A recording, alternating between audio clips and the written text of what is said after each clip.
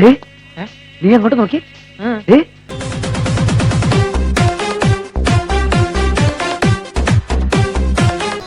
കൊള്ളാം. അങ്ങനെ ചിന്തിക്കാൻ പോലും പാടില്ല. എനിക്ക് കിടന്നാൽ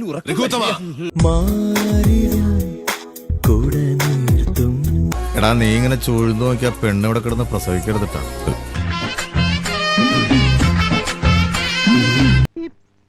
ശരിയായിട്ട്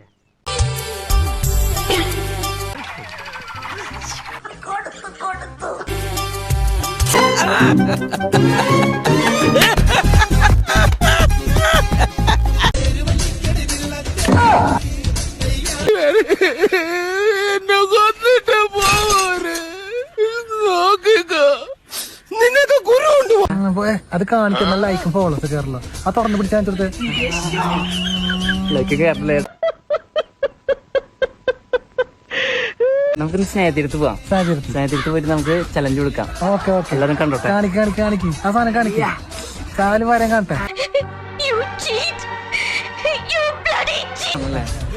ഓക്കെ അല്ലേ? കുറച്ച് കുറവുണ്ട് കേട്ടോ. ആണോ?